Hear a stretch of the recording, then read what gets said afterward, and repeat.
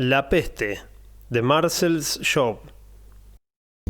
Yo, Bonacorso de Neri de Pitti, hijo de Bonacorso, confaloniero de justicia de la comuna de Florencia, cuyo escudo fue cubierto en el año 1401, por orden del rey Ruperto, en la ciudad de Trento, con un león de oro rampante, quiero referir, para bien de mis descendientes nobles, lo que me sucedió cuando comencé a recorrer el mundo en busca de aventuras. En el año 1374, joven y sin dinero, huí de Florencia por uno de los grandes caminos con Mateo, mi compañero. La peste había devastado la ciudad. La enfermedad era súbita y atacaba en plena calle. Los ojos se ponían rojos y ardientes. La garganta enronquecía y el vientre se hinchaba. Luego, la lengua y la boca se cubrían de pequeñas bolsas llenas de agua irritante. El enfermo se sentía poseído por la sed. Una tos seca los agitaba durante muchas horas. Después, los miembros se ponían rígidos en las articulaciones. La piel quedaba salpicada de manchas rojas e hinchadas, que algunas personas llamaban bubas. Al final, los muertos terminaban con el rostro distendido y blancuzco, magulladuras sangrantes y la boca abierta como una corneta. Las fuentes públicas, secas por el calor, estaban rodeadas de hombres encorvados y escuálidos que intentaban mojarse la cabeza. Muchos caían dentro y los sacaban después con los ganchos de las cadenas, negros por el fango y con el cráneo destrozado. Los cadáveres parduzcos cubrían los senderos por los que, durante la estación, corre el torrente de la lluvia. El olor se volvía insoportable y el temor era terrible. Pero Mateo era un buen jugador de dados. Mucho nos alegramos en cuanto salimos de la ciudad y bebimos vino en el primer hostal que encontramos, en honor a nuestra salvación de la mortandad.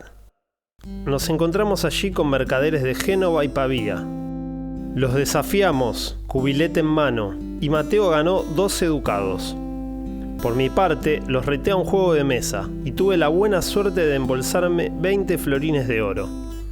Con esos ducados y florines compramos mulas y un cargamento de lana, y Mateo, que había decidido ir a Prusia, consiguió una provisión de azafrán. Recorrimos los caminos de Padua y Verona. Luego regresamos a Padua para abastecernos de más lana, y continuamos nuestro viaje hacia Venecia. De allí cruzamos el mar, entramos en Eslovenia, visitamos bellas ciudades y llegamos hasta los límites de Croacia. En Buda me enfermé de fiebre y Mateo me dejó solo en el hostal, con 12 ducados, y volvió a Florencia, donde lo requerían ciertos negocios, y donde se suponía que debía encontrarme con él. Me quedé en una habitación seca y polvorienta, tendido sobre un costal de paja, sin médico y con la puerta abierta a la taberna. La noche de San Martín llegó una compañía de pífanos y flautistas, y con ella unos 15 o 16 soldados venecianos y tudescos. Después de beber una buena cantidad de jarros, aplastar las tazas de estaño y arrojar los cántaros contra la pared, comenzaron a bailar al son de un pífano. Sus caras rojas y regordetas pasaron delante de mi puerta, y cuando me vieron recostado sobre el costal, decidieron arrastrarme por la taberna, gritando «o bebes o mueres», tras lo cual me lanzaron al aire repetidas veces con la manta, mientras la fiebre me martillaba la cabeza, y terminaron por meterme en el costal y cerrarme la abertura alrededor del cuello. Sudé mucho, por lo que, sin duda, me bajó la fiebre, aunque ardía en cólera. Tenía los brazos trabados y me habían quitado el alfanje, con el cual me hubiera arrojado sobre los soldados, incluso cubierto de paja. Pero en la cintura, debajo de las calzas, tenía un cuchillo corto envainado. Logré deslizar la mano y con él pude cortar la tela del costal. Quizá la fiebre aún me enardecía la cabeza, pero el recuerdo de la peste que habíamos dejado atrás en Florencia y que luego se expandió por Eslovenia se unió en mi mente a una idea que me había hecho el rostro de Sila, el dictador latino del que habla Cicerón. Según decían los atenienses, el dictador parecía una mora espolvoreada de harina. Decidí aterrorizar a los soldados venecianos y tudescos, y como estaba en medio de un cuartucho donde el hotelero guardaba sus provisiones y las frutas en conserva, rompí rápidamente un saco lleno de harina de maíz. Me froté el rostro con el polvo, y cuando adquirí un color entre amarillo y blanco, me hice una pequeña herida en el brazo con el cuchillo y me embadurné con sangre para manchar la capa de harina en forma irregular. Luego volví a meterme en el costal y esperé a los bandidos borrachos. Por fin llegaron, riéndose y tambaleándose.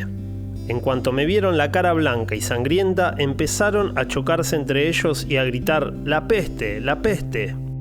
No había recuperado las armas y el hostal ya estaba vacío. Me sentía curado gracias a la transpiración que me causaron aquellos rufianes.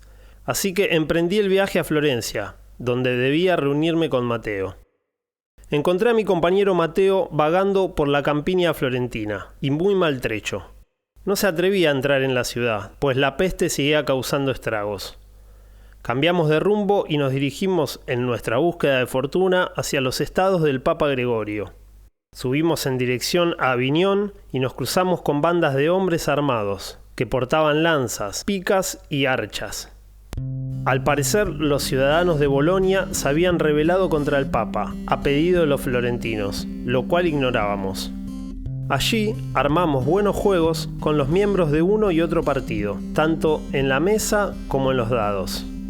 De suerte que ganamos alrededor de 300 ducados y 80 florines de oro. La ciudad de Bolonia estaba casi abandonada, y nos recibieron en las casas de baños con gritos de júbilo. Los cuartos no estaban tapizados de paja como en otras ciudades lombardas. No faltaban camastros, aunque los catres estaban rotos en su mayoría. Mateo se encontró con una amiga florentina, Monna Giovanna. Por mi parte, como no me interesaba conocer el nombre de mi acompañante, quedé satisfecho. Bebimos en abundancia el vino local y cerveza, y comimos confituras y pastelitos. Cuando le conté mi aventura a Mateo, fingió que iba al retrete, bajó a la cocina y regresó disfrazado de enfermo de la peste. Las muchachas de los baños salieron disparadas, lanzando gritos agudos, hasta que se tranquilizaron y se acercaron a tocar, aún temerosas, el rostro de Mateo. Monna Giovanna no quiso volver con él, y se quedó temblando en un rincón mientras repetía que Mateo tenía fiebre.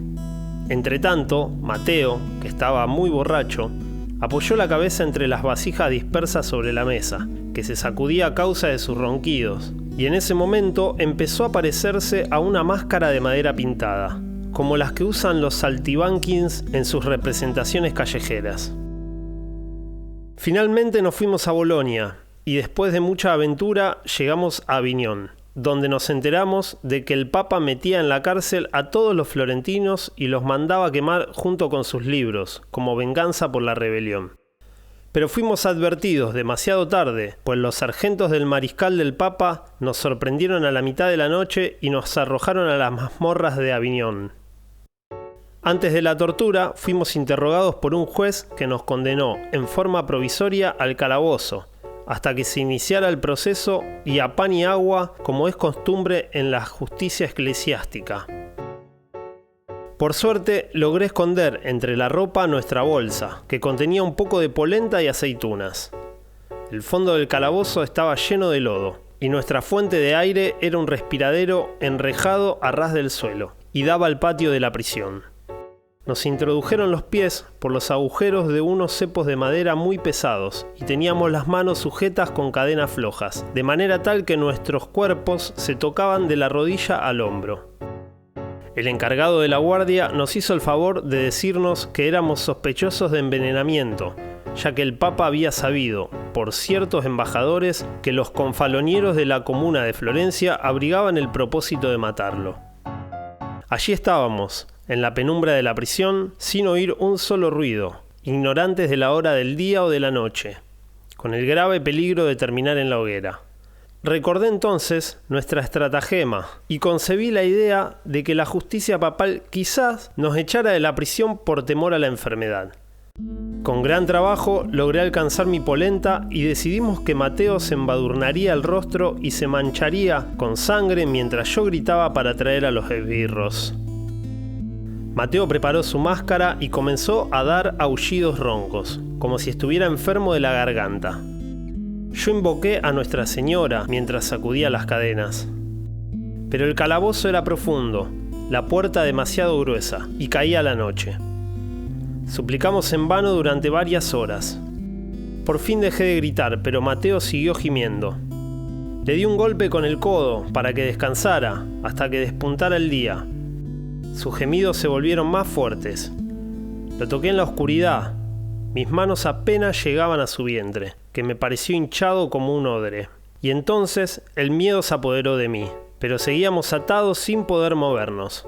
Mientras Mateo gritaba con voz ronca «¡Agua! ¡Agua!», de un modo semejante al aullido desesperado de una jauría desenfrenada, irrumpió la pálida claridad del alba a través del respiradero. Entonces un sudor frío me recorrió los hombros, porque debajo de la máscara de polvo con manchas de sangre seca, noté que estaba lívido y reconocí las costras blancas y las suspuraciones rojas de la peste de Florencia. Este cuento, junto con otros de diferentes autores, forman parte de los que seleccionamos para charlar y debatir en el Club de Lectura de la Mutantera Creativa. Estos debates están subidos en Cuenteando Cuentos, el podcast que nace de las reuniones del club. Pueden encontrarlo en nuestro canal de YouTube y seguirnos en nuestras redes como La Mutantera Creativa, para encontrar toda la info de nuestras producciones y actividades. Y no olvides suscribirte al canal y darle like al cuento, para ayudarnos a seguir creando. Hasta la próxima.